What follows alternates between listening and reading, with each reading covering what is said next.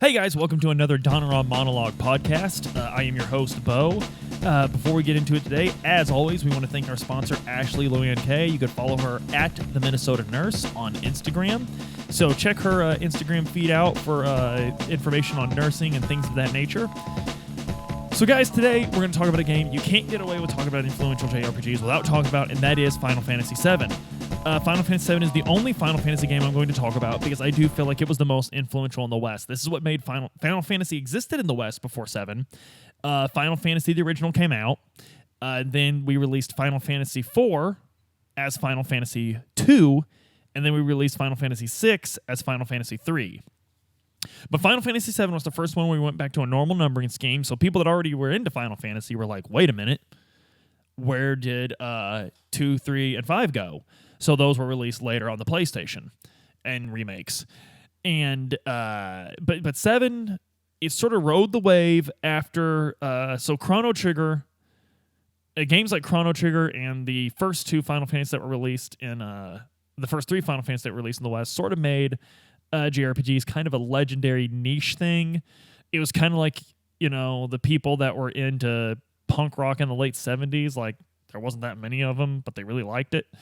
And so after Super Mario RPG made it okay for it to be mainstream, that paved the way for Final Fantasy VII, and Squaresoft making the last minute decision to release on the PlayStation, not the last minute decision by any means, but you know what I mean, like leading Nintendo on and then going and just releasing on the PlayStation because they could make a better game on the PlayStation, frankly. Thank goodness they did that. Excuse me. So with all that in mind, and just Squaresoft's expert marketing campaign in the West, and adding to that the fact that Tetsuya Nomura was finally made lead character designer and designed all these characters and made the most iconic characters in JRPG history for this game, all that combined, we received a wave in America. I still remember I was in 5th grade when Final Fantasy VII came out, and it was huge. It was the biggest game any of us had ever seen. It absolutely changed the way all me and my friends talked about video games. I spent an entire summer playing that game. Me and a friend played over summer. I describe it actually in our book, which actually he said if Adam wants to put an image of the book right here, I have a section in the book talking about Final Fantasy VII. One of my favorite games ever. In fact, the Final Fantasy VII Remake is my game of the year for 2020. I will be making a video defending that someday soon, probably when I do my whole week series over Final Fantasy VII. I pretty much decided at this point, I've mentioned it a couple times this week, but at this point I pretty much decided that every game I'm talking about this week, I will do a whole week worth of videos over. Final Fantasy VII has a lot to unpack anyway. So, Final Fantasy VII had fully 3D rendered graphics with pre-rendered backgrounds. It had FMV sequences that just blew the mind for its day. It had, in my opinion, I know a lot of people are going to disagree with me here, but in my opinion, it had Nobuo Uematsu's best soundtrack. There was just a lot going for this game, and that whole relating to the characters thing I talked about in Chrono Trigger, Final Fantasy VII perfected it. We love these characters. We love the brilliant Tetsuya Nomura design, which when he became lead character designer, I think Tetsuya Nomura's influence on this game is understated, because a lot of people will just maintain, because a lot of people don't really understand the way Japanese companies work when they make video games. And so people will look at the credits and say, nope, he was just lead character designer. He just drew him, and that's it. He had a lot of influence over who these characters were. That's why this game's so special to him and why it was so important that he direct the remake. So these characters are just incredible. I remember by the time we got out of the first reactor, I was already enthralled with the characters, just wanted to know more about them, much less the story. And probably one of the greatest RPG villains of all time, Sephiroth. And it sort of established that a character's motivation doesn't mean as much to me. Because, again, we've talked about this a lot. If you follow the MCU and stuff like that, you're led to believe that a villain's motivation is everything. Like, making sure they got a cool motivation is the be-all, end-all. More importantly, though, I almost feel like it's their relation to the main character that makes it truly special and connect with the audience. Because if we connected with the main character, which is the job of any narrative, is to get you to connect with the protagonist. But when you can connect them to the villain as well, I think that's incredible, and I don't think any medium has done something quite as legendarily well as Sephiroth and Cloud. So you have all this brewing. You have this incredible JRPG, which still has all these traditional JRPG elements, but is really changing the game. The side quest thing we talked about in Chrono Trigger blew up in this game. You've got 2 whole secret characters. You've just got... It's just incredible. It's almost as incredible as this mermaid wall clock I'm looking at on Animal Crossing right now. It's... yeah, a lot of mermaid lovers in the extended Donoram family. So Ariel should have such a clock in her underwater grotto. So this game swept the Brady Game Strategy Guide. The Brady Game Strategy Guide sold over 1 million copies. This game blew up. It made us Final Fantasy lovers, and it came out in 1997, which we talked the other day, guys. In 1997, the world was getting primed and ready for Japanese media to just take over. Dragon Ball Z was coming. It was on its way. Pokemon was on its way. Guys, Final Fantasy VII was just another mixture in that cocktail that we're still ordering to this day. But in fact, Final Fantasy VII, I don't even need to tell you the influence. Just look how big the remake was. Just look at that. That's all from the influence of this original game. So Final Fantasy VII, the experience of playing it, the actual gameplay, I still think is incredible. It had the materia system wherein your character learns spells and skills by equipping these crystals that you level up to learn more skills. The battles, they still did the ATB, the active time battle, which I believe was introduced in Final Fantasy IV or Final Fantasy II in the US. And you had a world map to explore and so many side quests once you unlocked more vehicles and more parts of this world. And the American version, I believe it was the first game to do this, where the American version had bosses that were present in it that weren't present in the Japanese version.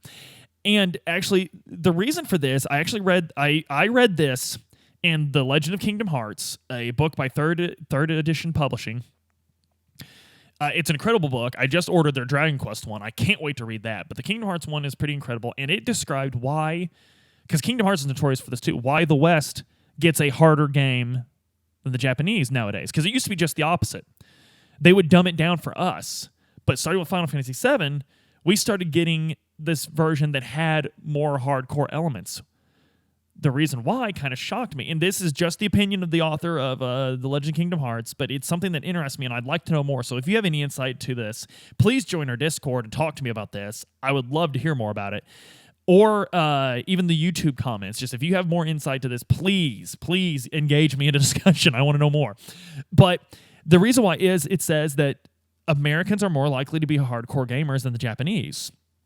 Now, the defense for this in this book, because of course, now that statement, saying it as a monolith is ridiculous. Saying it as an absolute is ridiculous, because how would you measure that? But the reason this book gave was very interesting to me, because we have more time as a society. I mean, goofing off is distinctly American. I don't know any other country that does that as well as we do. We're spoiled brats. We got all the time in the world to waste. So we're more likely to be hardcore gamers, because the Japanese, of course, and again, this is not a monolith, not everyone, but the Japanese have a culture that encourages more discipline than ours. Our culture actually encourages rebellion. It really does. So if your kid's sitting on the couch too much and not mowing the lawn, that's your fault for raising him as an American. But so that's very interesting to me. The idea that we just had more time to fight Emerald Weapon and Ruby Weapon.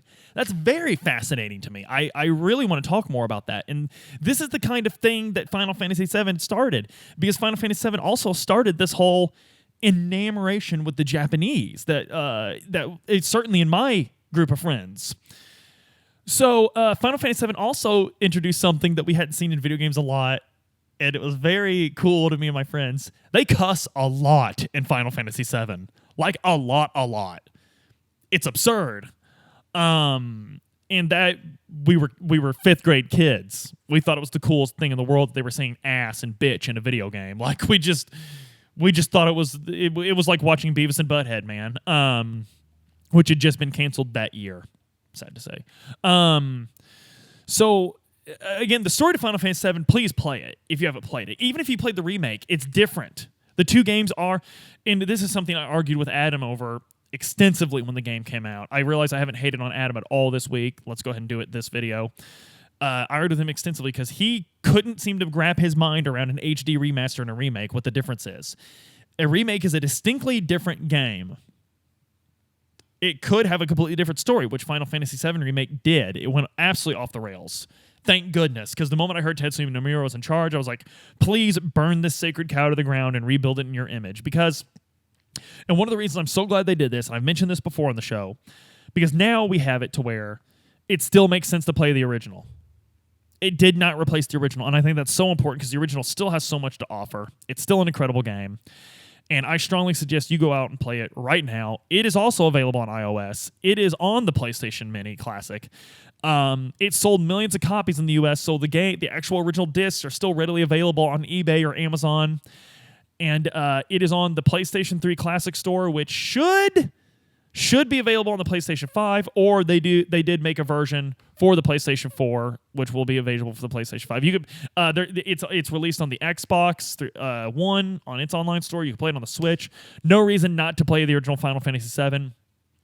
Guys, if you liked what you saw today, please like, share, and subscribe. Let your friends know about it.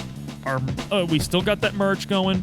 We still got that Patreon going. Guys, all that comes back into making this a better show. And I think we already have a very fine show, so I'm excited to make it better. And again, like I said before, please join the Discord. And if you join the Discord, hop on the PlayStation channel or the Nintendo channel, whichever channel you want. Just at me.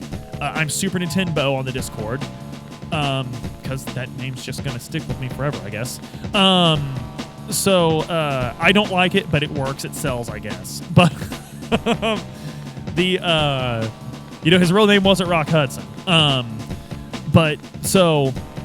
Engage me there. Please let me know if you have any insight over to the argument of hardcore gamers, Japanese culture versus American culture. In any way, guys, I really hope to see you on the Discord. Please join us. We'll catch you next week. Or tomorrow. We'll catch you tomorrow. Don't forget to tune in tomorrow.